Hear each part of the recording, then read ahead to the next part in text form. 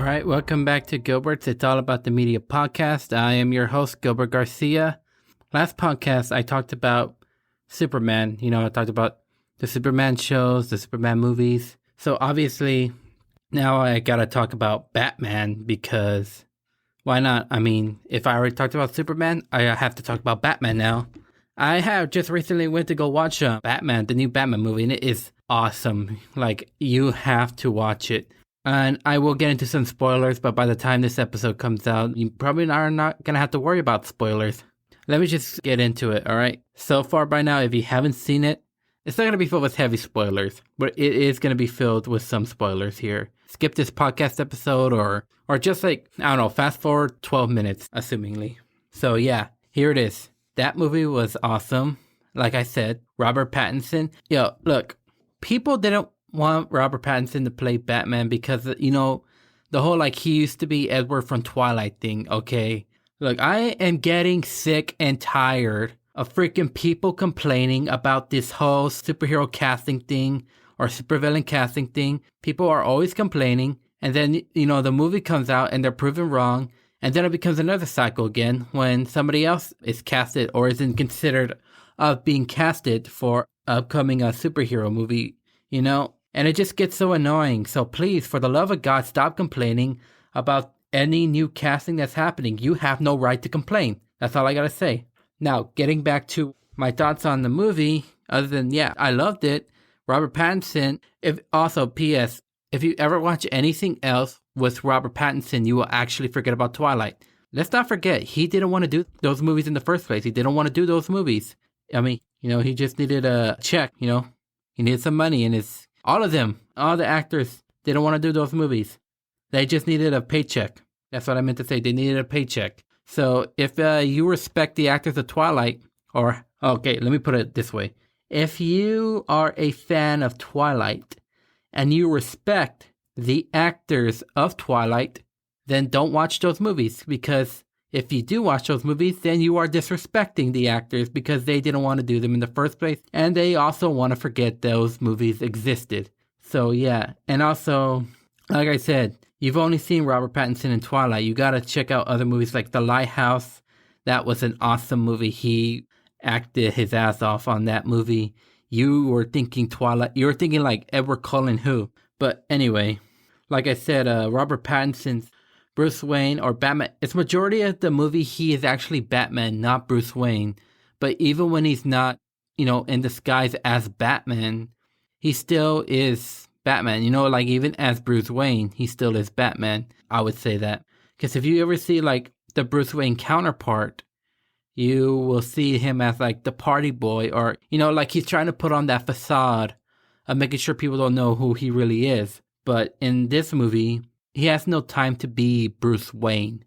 He doesn't. He only has time to be the Batman, and he's trying to uncover all these riddles about the Riddler because the Riddler is like a Zodiac kind of person, but he goes after Gotham's high elites or those that are corrupted in the government. Recently a lot of movies deal with, political agenda, political corruptness. I like the way this movie tackled it. Paul Dano is man. You wouldn't think Paul Dano is the Riddler until you actually watch the movie.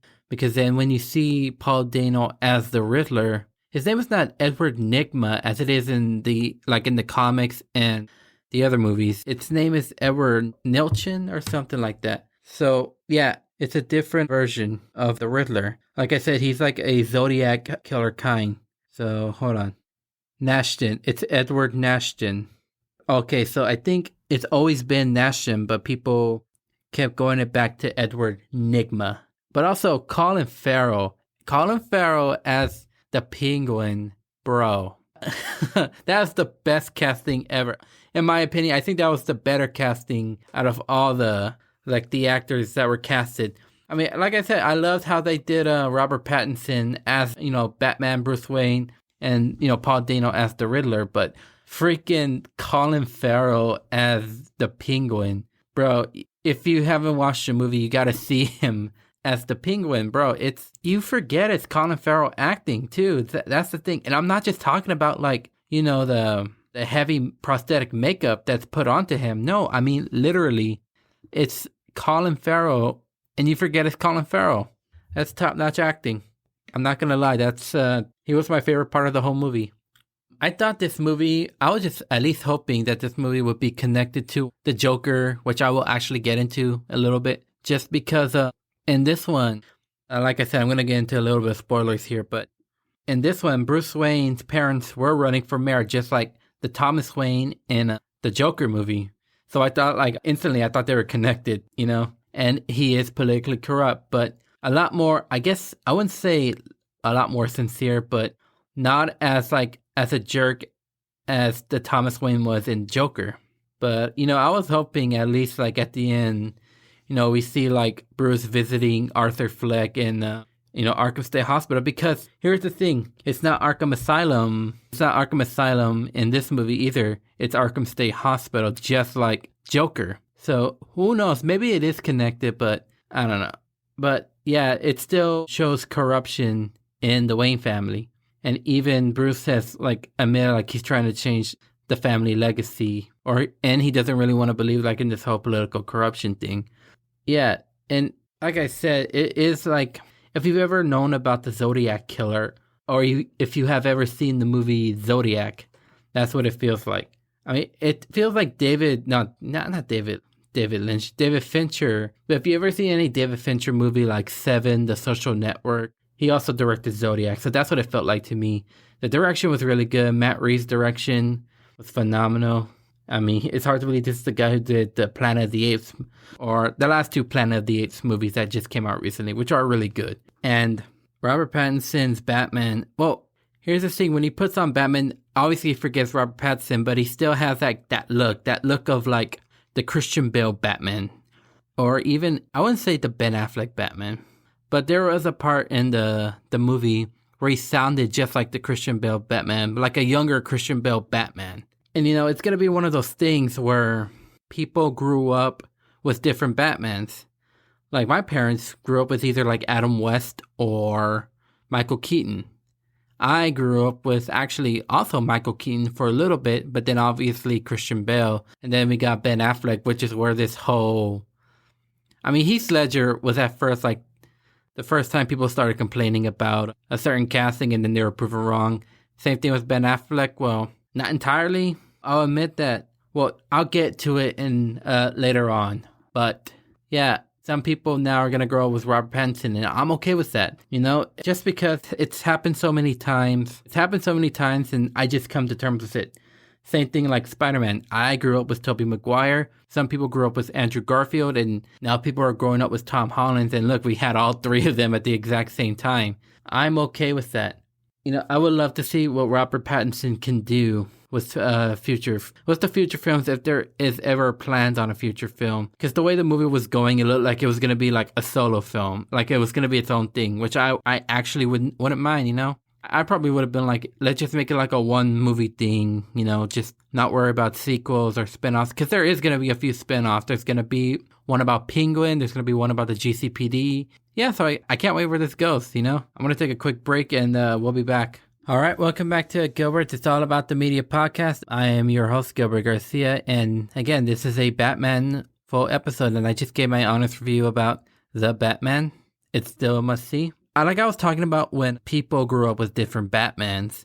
Like I said, I did grow up with a little bit of Michael Keaton as well as Christian Bale. But entirely, and you guys kind of know about this, or can figure out where I'm going with this, I entirely grew up with Kevin Conroy's Batman. Yeah, it's no surprise ever. I grew up with Batman the Animated Series. Kevin Conroy has voiced Batman since the show came out, so I think 94, I believe is when the show started, and he's been voicing him since.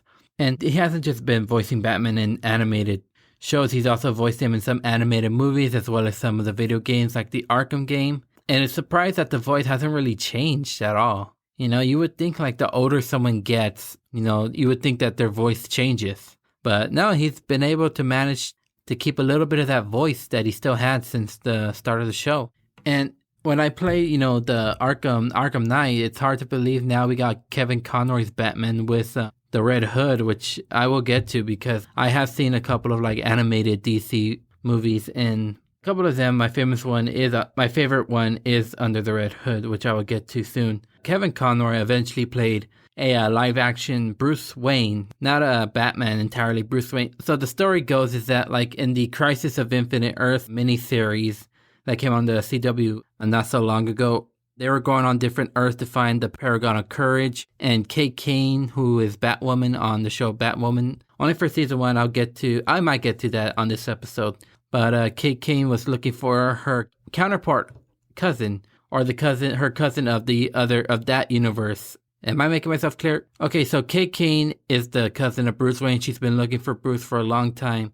Her and Supergirl were on a different Earth to find Bruce Wayne, or supposedly what leads them to the Paragon of Courage. Well, this Bruce Wayne is played by Kevin Conroy, and he's kind of paralyzed because he had a battle with Superman and won.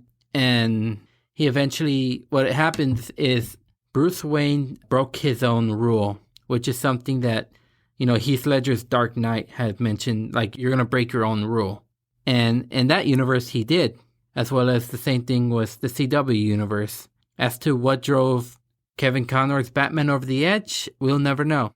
We just know that he's killed everyone. Joker, Riddler, Penguin, Poison Ivy, and then he eventually killed Superman. He eventually does die because of the fight that he got with Supergirl and with Batwoman. It was just disappointing to see finally see Kevin Conroy live action, but in that way. Yeah, it was just, they could have done something. That was also the same problem I had with when they redid Tom Welling's Superman. He was no longer Superman. He gave his powers up. Yeah, whatever. Those were the only disappointing things about Crisis on Infinite Earths. Everything else is pretty much fair. The other thing I want to say is, other than, being Batman or being the voice of Bruce Wayne, he still continued that when he was doing, Batman Beyond.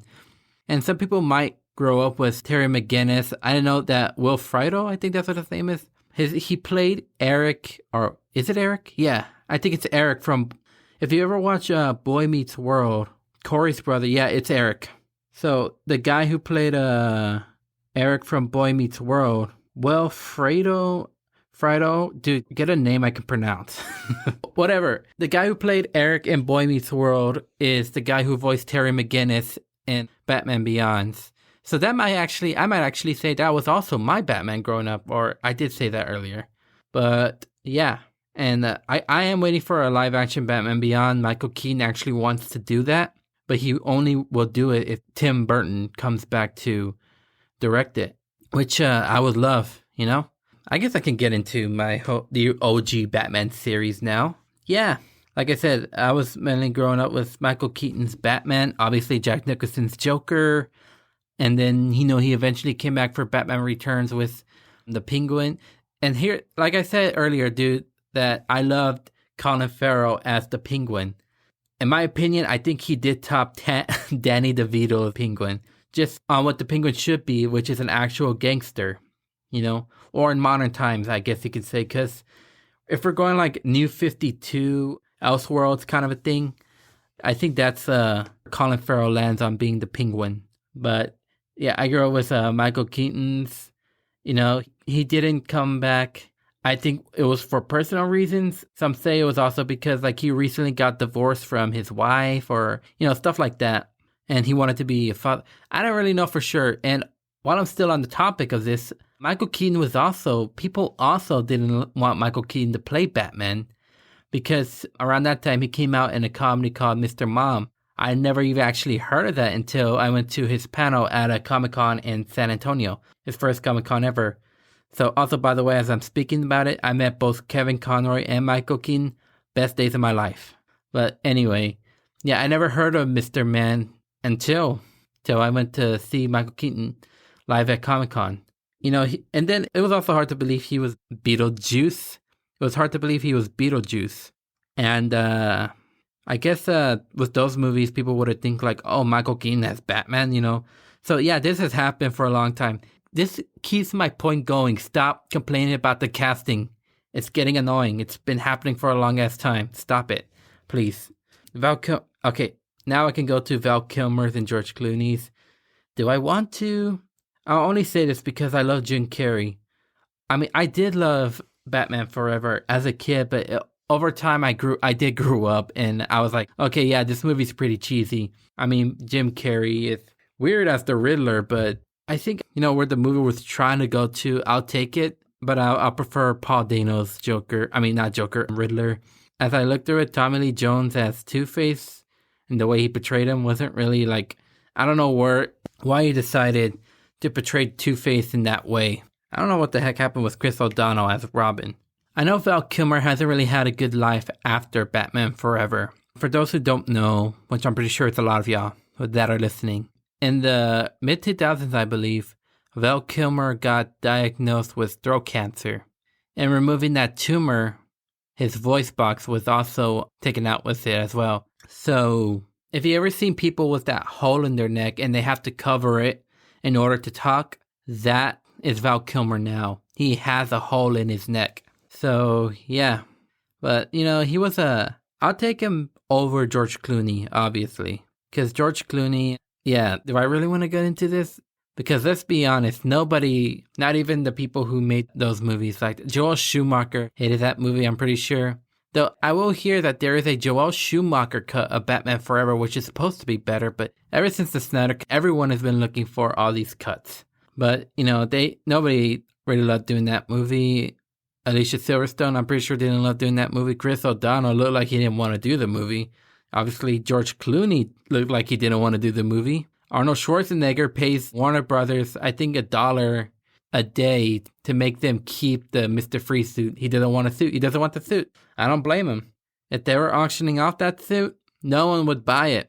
No one would buy that suit. Man, what were they going on with, okay? I'm pretty sure, yeah, it's money. It's always money. It's always money. Jesus Christ. Wow, man. I don't really want to get into that, though. I mean, again, I'm okay with Batman Forever. I mean, again, I'll take it over Batman and Robin. I don't know what was going on. And it's weird. Why would Batman have a credit card? Why would he have his own credit card? If you're trying to keep your identity, shouldn't you not have a Bat credit card? I don't know, bro. I don't know what's wrong with George Clooney. But they said, I read somewhere where it said, unpopular opinion, George Clooney would have been a good Batman if he had a better direction, which I actually agree with. But we'll never know. We'll never know. There's not even a cut of this. So, yeah.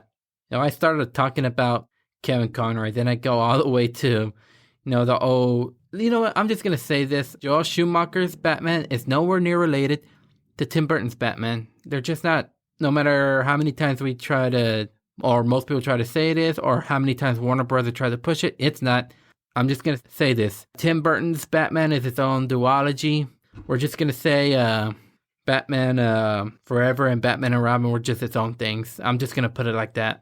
Michael Keaton is coming back as Batman for The Flash, so I really cannot wait to see that. So hopefully it gives me more hope than, seeing the live action Kevin Conroy. And, Kevin Conroy, man, he's in his 60s right now, still doing this. And it's hard to also believe that Luke Skywalker himself, Mark Hamill, was the voice, or is still, actually, I think he still is the voice of the Joker and pretty much everything else. So, sometimes you can't think of Joker and not Mark Hamill. Same thing with Heath Ledger and pretty much now with Joaquin Phoenix. But I got a lot going on, so we'll be back. All right, welcome back to Gilbert's All About the Media podcast. Like I said, I did grow up with Michael Keaton and, of course, Kevin Conroy. And now I am going to get talking about Christian Bale's Batman, obviously, because why not? Why shouldn't I? Where do I begin on this one? First of all, I will say, Christopher Nolan is actually my favorite filmmaker. I love his movies. I haven't seen Insomnia, but The Prestige and Memento. Interstellar is what I meant to say. I don't know why I said Insomnia. That is another movie of his. The Following, he's done it all. So, obviously, I know who Christopher Nolan was at the time when Batman Begins came around, or even when The Dark Knight came around. So when I saw Inception, that's when I actually heard of the name Christopher Nolan. So, he's the only one I could think of that actually did a full trilogy of a comic book movie. You know what I mean? Because if you look back at it, Tim Burton only did 2 Batman movies. Joss Whedon, even though I have so much hate for that guy right now for a lot of reasons, and I'm pretty sure you guys know, Joss Whedon only did the first 2 Avengers. Yeah, I don't think anyone did all three Iron Man movies, and the Russo brothers only they started taking on for Marvel at the start of Winter Soldier, so it doesn't count. You have to direct the first movie to fully direct the full trilogies, So I think Christopher Nolan wins at that route. He did all of them. He did all three movies, even though he didn't really want to do the third movie. So, yeah, he still directed it pretty. I would say there was way too much going on with the third movie, but obviously it is better than freaking Schumacher's Batman and Robin, and I'm going to say better than Justice League, the 2017 version. I really can't compare Zack Snyder's cut to The Dark Knight Rises just because even though, they both involve Batman, it's two completely opposite things, so I'm not really comparing it right now.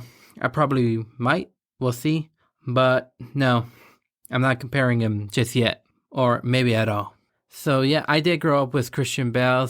Like I said earlier, there was a point in the recent Batman where he reminded me of Christian Bale's Batman, and that's the voice. I'm Batman, I am vengeance, I am the night. Yeah, but you never realize how annoying the voice got until you actually rewatch The Dark Knight. Because when I rewatch Batman Begins, he's like interrogating this dirty cop about like the drugs, Scarecrow's drugs. He's like, where are the other drugs going?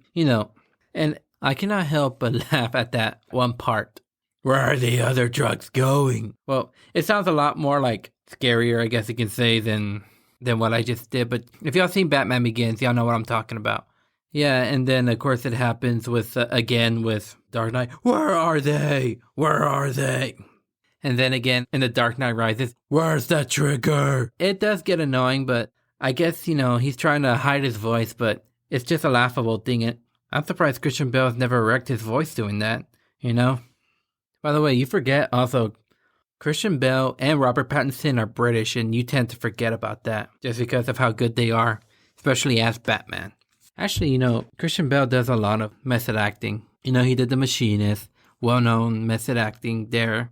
If y'all don't know what I mean, he ate an apple a day with a can of tuna and eventually lost a lot of weight. And he did that movie right before he did Batman Begins, actually a year before he started filming for Batman Begins. So, or as soon as he finished filming The Machinist, he started bulking up, gaining his weight back to do, Batman Begins. And Christopher Nolan was scared because of how skinny he showed up at the auditions. But yeah, he did him pretty well.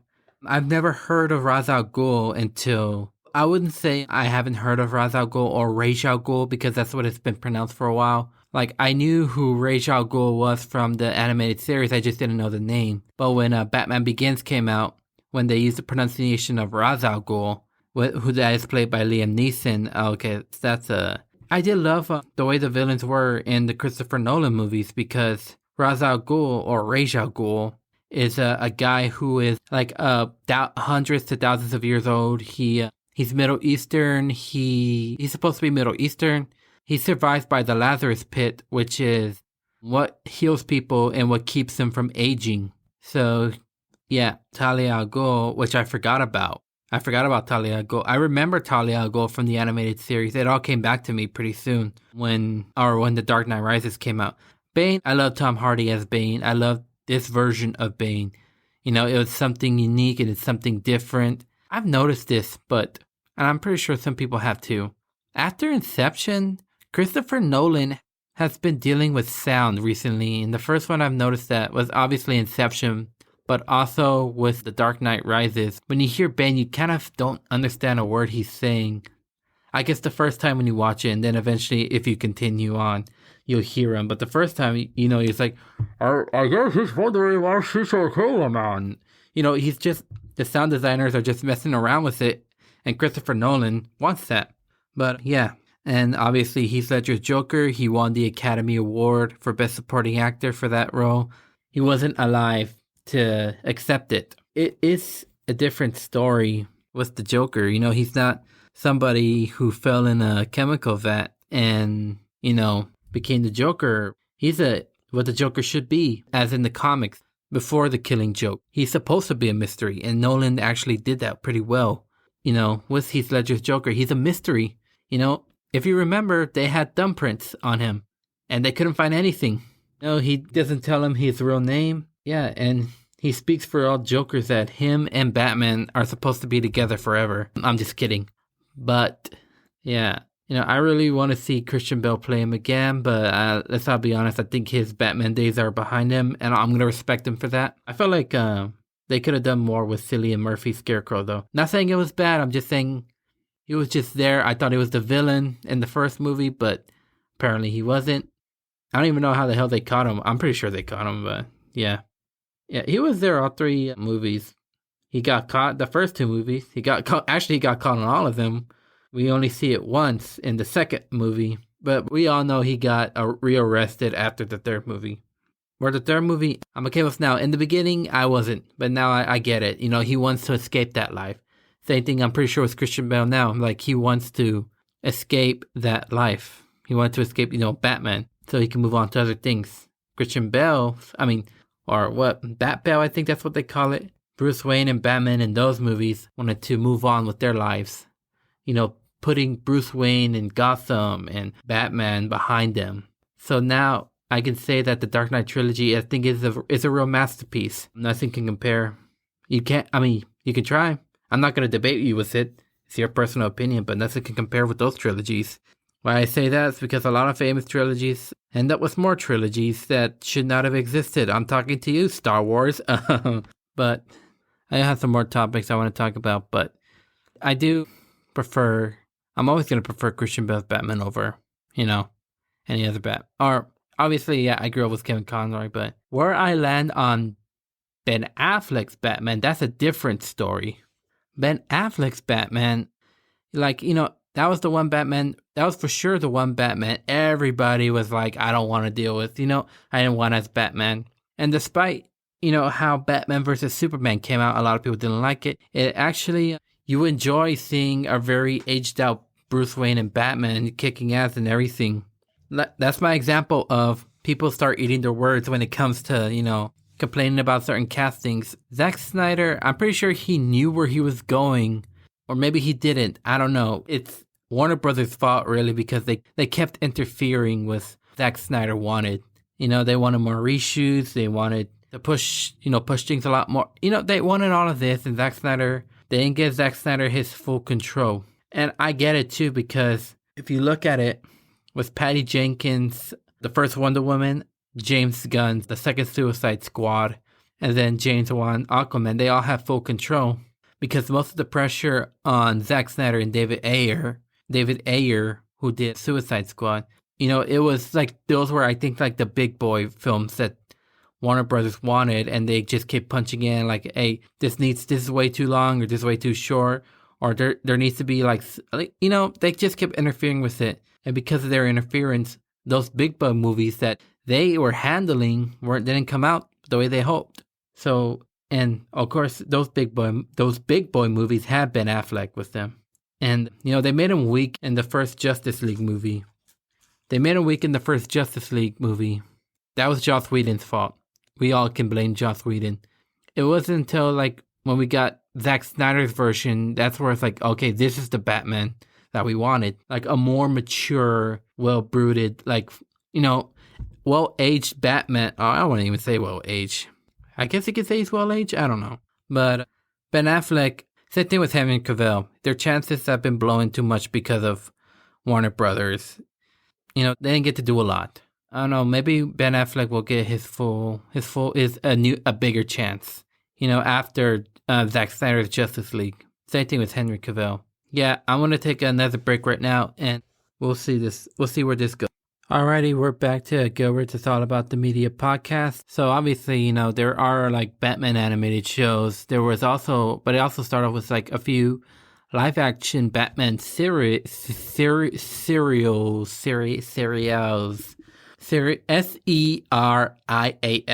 It came out in 1943.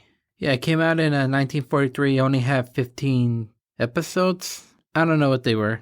So, and it starred Lewis Wilson. So you can say that he is the very first actor to ever play Batman. And the costume looks, well, I mean, it came out in 1943. So what did you expect the costume would look? Then obviously well-known one, Adam West. I did see, the TV movie that had, Cesar Romero as the Joker. Let me explain though that like every Joker that has ever came out fits well with like the times, you know what I mean? Because from the 1958 to 1975, during that golden age or silver age, whichever. Yeah, the silver age of comics around that time, they could not show any violence or any murder. Like Cesar Romero's Joker had to be the clown, had to act like a clown, just someone who robbed banks, someone who didn't kill people. And then the dark things of Jack Nicholson's Joker, yeah, it was the 80s. What do you expect? A lot of like dark elements that happened late 80s, early 90s. A lot of like political agenda did start happening in the late 2000s, fitting well with Heath Ledger's Joker. And then same thing again with Joaquin Phoenix's Joker. And we could exclude Jared Leto's for now, just because he doesn't have a lot of acting time as the Joker and both Zack Snyder's Justice League as well as the Suicide Squad. But we'll see how, maybe Jared will get his another chance. We'll see.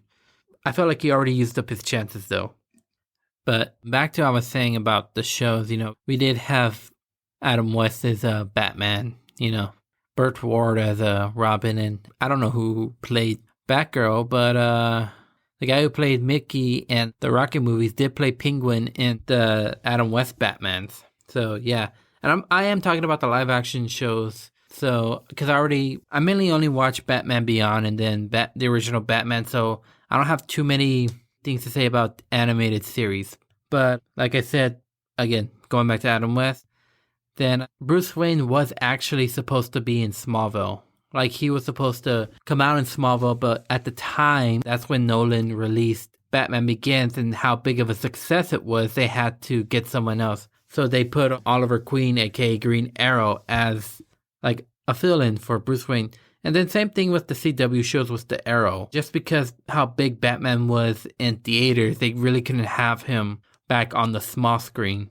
So the Green Arrow and the Arrowverse is what they call it, and as well as the show Arrow, pretty much acts like Batman himself, But Bruce Wayne does appear, or I wouldn't say Bruce Wayne exactly. So in Hush, the storyline of Hush, Tommy Elliott, Bruce Wayne's best friend, has a cosmetic surgery where he becomes Bruce Wayne. So they did that same thing with Batwoman. Yeah, I'm going to say cosmetic surgery because then I would have to explain the plot of Batwoman. There is a black Batwoman now, but yeah, that's old news. But I would have to explain the plot of the first season, and I really don't want to. So I'm going to say a form of plastic surgery that turned Tommy Elliott into Bruce Wayne. But there is a moment in the show where a character is dying and he sees Bruce. He sees Bruce Wayne. And Bruce is telling him where he's at. So yeah, that's pretty much all. I'm pretty sure the only thing we're going to be getting. We do get Bruce Wayne, a very old Bruce Wayne in the show Titans. The one that's on HBO Max right now.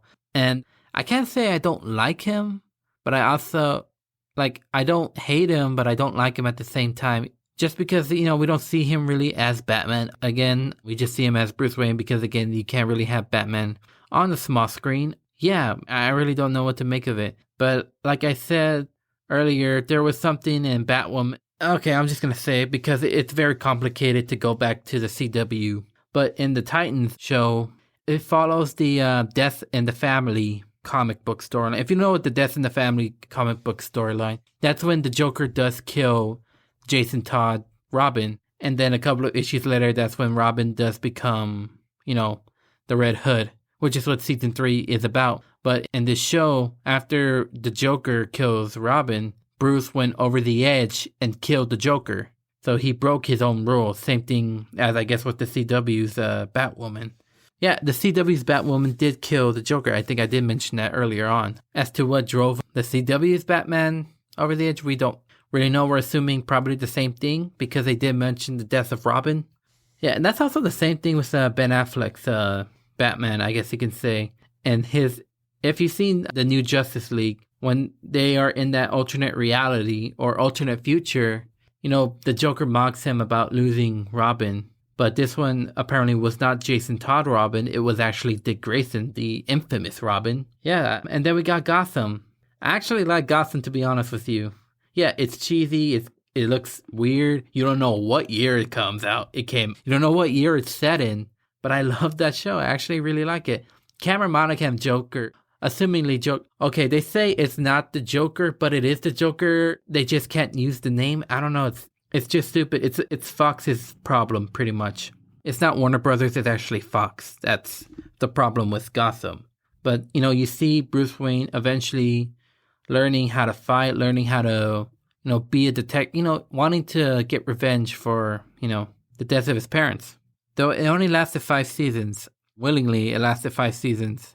But I also kind of get why, because the reviews and well, not really the reviews. It's the ratings haven't really been going up since the pilot episode. So that I get, they couldn't go for. Because I feel like if they had maybe 10, flushed it out a little bit more, it would have given a full, I guess you could say, fully how Bruce became, a detective and all that stuff.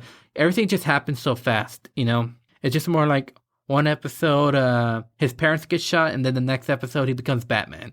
Which, by the way, the last episode of Gotham, he does become Batman, but, you don't really see him as Batman until, the final shot of the show. And, he barely does anything. Yeah, he doesn't really do anything at all. He just shows up hey, I'm back. And it's played by the same actor. But it's hard to, it's hard to just think of because David Morales was, I think, 17 years old when the show ended. So it's hard to believe seeing a 17-year-old Bruce who's supposed to be 25 in a as I'm saying it, I'm pretty sure you guys are getting what I'm trying to say. So, I don't know, they could have gotten a different actor, maybe. Or whatever, it is what it is. The show's over with. But, yeah, Cameron Monaghan, I didn't mention Cameron Monaghan's Joker. If you know who Cameron Monaghan is, he comes out in Shameless. That show ended too. I actually haven't seen the final season because, when you watch a final season of a show, now you're just what do I do now? But I eventually will. But yeah, that's pretty much all there is for a TV show with Bruce Wayne and their Batman. Like I said, I don't think the CW is ever going to go, I don't think they're going to go with, a live action Batman on the CW small screen. Just because now he's so big on the big screen, especially now with Robert Pattinson's movie. So yeah, not even a TV movie or anything like that. Well, why would they really? But I have seen some animated movies. I guess I could go to this topic right now. And then I'll just end it off from here. But I have seen, like I said, I've seen Under the Red Hood, which was about, obviously when Jason Todd was killed by the Joker and then he comes back as Bruce Wayne as a Red Hood. And Jensen Ackles, who played Dean Winchester in Supernatural, does play Jason Todd in the show. I almost lost my train of thought there. Yeah, Jensen Ackles from Supernatural does play Jason Todd. And then if you ever play Arkham Knight, Troy Baker, who does a lot of voice work, plays Jason Todd. Which is actually, I think he was better than Jensen Ackles in my opinion. But yeah, not Bruce Greenwood. I think that's what his name is. Oh, that's where Bruce playing Bruce. I think it's David Greenwood. Yeah, it is. It's a Bruce Greenwood playing Bruce. And then John DiMaggio. Whoa. First time I ever heard that John DiMaggio played Joker in this movie was, wow, he's actually really good. Because, when you think John DiMaggio, you probably think of Bender from Futurama. I see him as the Scotsman from Samurai Jack. But if you ever watch Under the Red Hood and you hear him play the Joker, you don't think John DiMaggio. That's how good that movie was. There was The Dark Knight Returns, which is what Batman vs. Superman was based off, along with The Death of Superman. That one had Peter Wheeler, who was RoboCop, as Batman. That was pretty weird. I mean, it's actually pretty awesome, too. It's actually a 2-part series. So you should actually go watch that, too. I haven't seen Mask of the Phantasm, I say I'm a Kevin Conroy fan. And then The Son of the Batman, that's when we were first introduced to Damian Wayne as Robin. Yeah, that's pretty much all I got. Wow. I thought I could go on and on and on about Batman. Apparently I can't. But anyway, I guess I can end it from here. I got nothing else to do. That's disappointing, like the OG Justice League. Maybe future on I can go into detail more. But other than that is Gilbert, It's All About the Media podcast, my Batman episode. Thank you all very much, and you guys have a wonderful day.